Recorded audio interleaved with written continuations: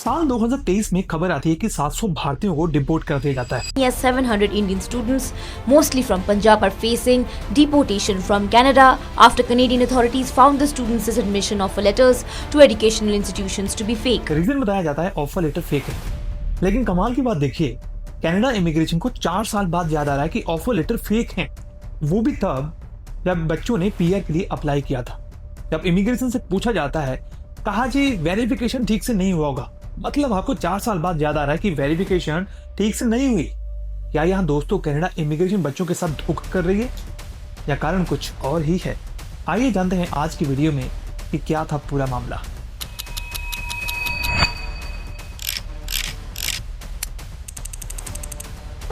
ये कहानी शुरू होती है पंजाब के जालंधर शहर से।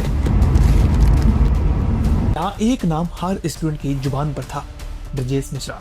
ब्रजेश मिश्रा के एजुकेशन कंसिस्टेंसी से हजारों छात्र अपनी प्रोफाइल लेकर अपना भविष्य बनाने के लिए उनके ऑफिस पहुंचते हैं। फाइल देखकर ब्रजेश वादा करते हैं एक ब्राइट फ्यूचर देने का और बदले में मांगते हैं लाखों रुपए। साल 2018 से 19 तक ब्रजेश ने हर भारतीय से 16 लाख रुपए वसूले और ये वादा किया कि इसमें हम हम्बर कॉलेज प्रीमियम इंस्टीट्यूट की फीस भी भरेंगे।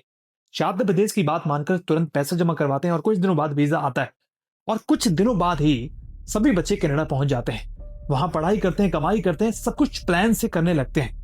कुछ सालों तक सब कुछ नॉर्मल चलने लगता है, लेकिन जब छात्रों ने पीआर के लिए अप्लाई किया तब चीजें बदलनी शुरू हो गई। पीआर फाइल डालते ही कनाडाई इमिग्रेशन सिस्टम की नजरें इनकी फाइल्स पर पड़ती है। सीबीएसई ने इनके पुराने डॉक्यूमेंट्स को एक एक करके गहराई से देखना शुरू कर दिया और जो चीजें सामने आई उन्हें सुनकर आपके होश उड़ जाएंगे। और इन छात्रों के एडमिशन ऑफर लेटर नकली बताए गए सीबीएसई की इन्वेस्टिगेशन रिपोर्ट में। कुछ छात्र प्रोटेस्ट करने लगे ये सुनकर कि ये कैसे हो सकता है, और कुछ ने कहा हमें तो पता ही नहीं है कि हमारे ऑफर लेटर नकली भी हो सकते हैं। पर हकीकत में वो इस फ्रॉड के शिकार हो चुके थे। अब एक रिपोर्ट के मुताबिक 100 से भी ज्यादा छात्र ऐसे थे जिनके ऑफर लेटर फेक बताए गए, और ये तो सिर्फ शुरुआत थी। ऐसे हजारों और भी केस आगे निकलने शुरू हुए। इंडियन एक्सप्रेस और अन रिपोर्ट में ऐसे और छात्रों की कहानियां सामने आई, जैसे इंद्रजीत सिंह जो सालों से कनाडा में रह रहे थे, लेकिन जैसे ही पीआर के लिए प्रोसेस शुरू किया अचानक उन्हें भी डिपोटेशन का नोटिस थमा दिया जाता है।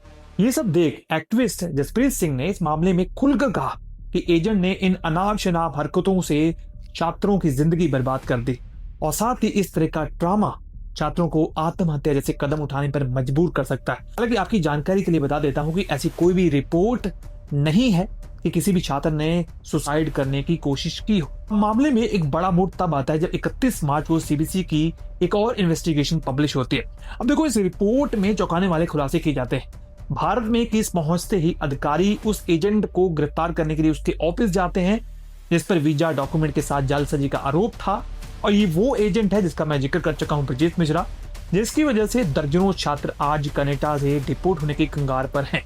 देखो, पीड़ित छात्रों के माता पिता का आरोप ये था कि इस एजेंट ने सिर्फ जाली डॉक्यूमेंट्स ही नहीं बनाए बल्कि लाखों रुपए भी हड़प लिए।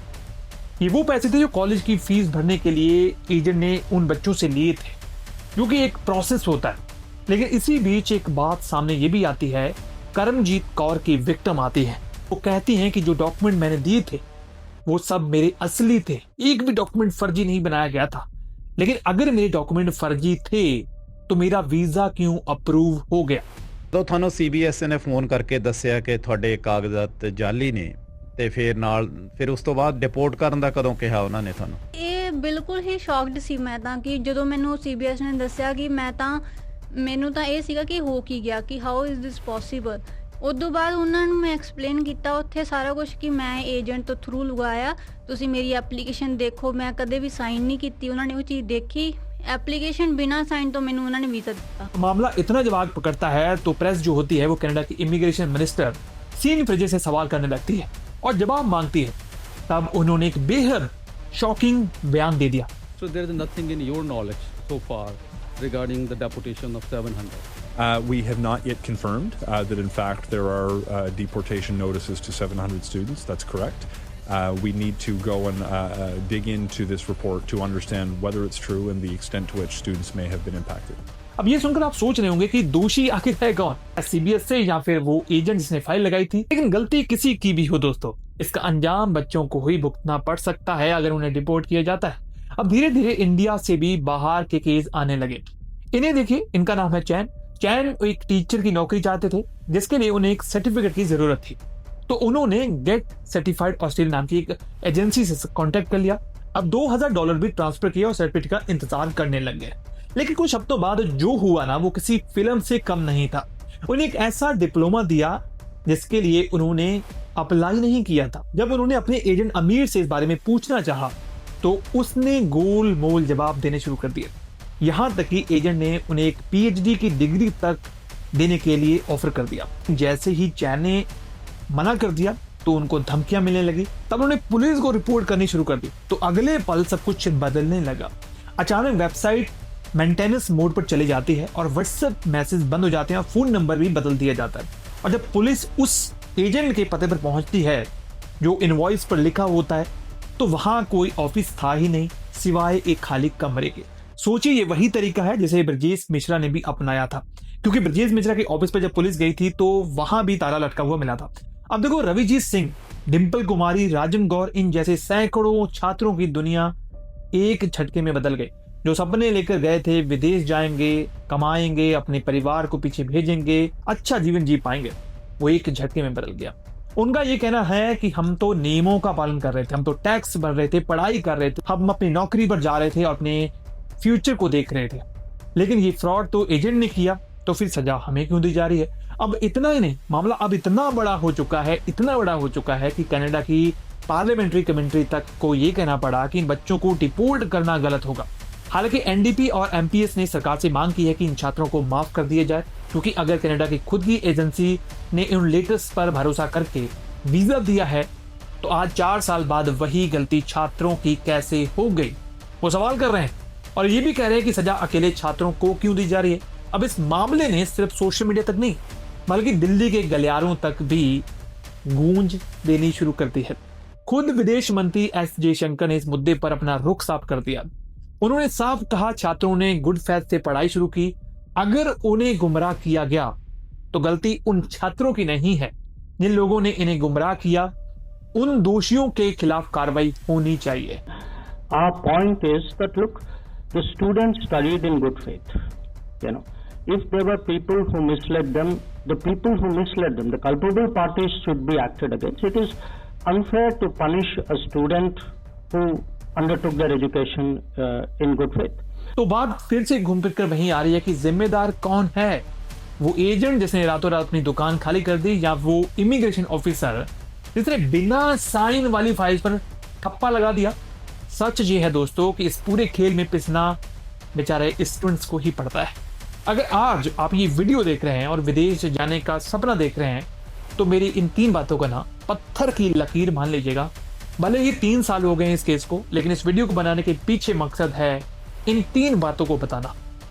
पहला यह है कि एजेंट की बातों पर ना आंख बंद करके भरोसा मत कीजिए। जिस कॉलेज में एडमिशन ले रहे हैं उसकी वेबसाइट पर खुद जाकर ईमेल करें और अपनी ऑफर लेटर की वैलिडिटी चेक कीजिएगा और कितनी फीस है वो भी देखिएगा, और एक साथ फीस डिपॉजिट कभी मत कीजिए। और अगर आपको करनी है तो कॉलेज का अकाउंट नंबर आपको मिलेगा, उस पर ही करिएगा। एजेंट के अकाउंट पर कभी मत पैसा भेजिए। दूसरी चीज, आज भारत में 17% से ज्यादा छात्र कहीं ना कहीं फेक डॉक्यूमेंट का सहारा लेते हैं। भले ही एजेंट की गलती हो, भले ही इमिग्रेशन से कोई गलती हुई हो, लेकिन कहीं ना कहीं दोषी छात्र भी हैं जिन्होंने मार्कशीट बनवाई होगी, आईएलटीएस में बैंड लिए होंगे। तो चाहे वो मार्कशीट हो, आईएलटीएस बैंड हो या फाइनेंशियल प्रूफ हो, याद रखिएगा शॉर्टकट आपको वीजा तो दिला सकता है जैसे इन बच्चों के साथ हुआ, लेकिन आपका करियर हमेशा एक टाइम बॉम्ब पर खड़ा रह जाएगा और पता नहीं कि कब वो बम फट जाए। तीसरा मूल मंत्र याद रखना, विदेश जाने का सपना 12वीं के बाद नहीं, 10वीं से शुरू होना चाहिए। अपनी मार्कशीट, अपने स्किल और अपने फाइनेंशियल पोर्टफोलियो को इतना मजबूत और जेन्युइन बनाएं कि आपको किसी एजेंट के फेक लेटर, फेक डॉक्यूमेंट बनवाने की जरूरत ही ना पड़े। आपका एक जेन्युइन डॉक्यूमेंट कल को आपकी सबसे बड़ी ढाल बन सकता है। एजेंट का काम आपको विदेश भेजना है, आपका काम अपना फ्यूचर बचाना है, क्योंकि कहीं ना कहीं गलती तो 700 स्टूडेंट में से किसी चंद स्टूडेंट की भी होगी जिन्होंने डॉक्यूमेंट बनवाए होंगे। तो आपके लिए होमवर्क ये है कि इस वीडियो को उन सभी दोस्तों के साथ शेयर कर दीजिएगा जो कनाडा, ऑस्ट्रेलिया, यूके या किसी भी देश में जाने का सपना देख रहे हैं, ताकि कोई और छात्र इन एजेंट की चाल का शिकार ना हो सके या फिर किसी पेरेंट्स के पैसे बर्बाद ना हो जो उन्होंने पाई बाई जोड़ कर जमा की थी। अब बाकी आप क्या सोचते हैं कि असली जिम्मेदार कौन है? कमेंट करके हमें बताएं। मिलते हैं नेक्स्ट वीडियो में। बहुत बहुत धन्यवाद।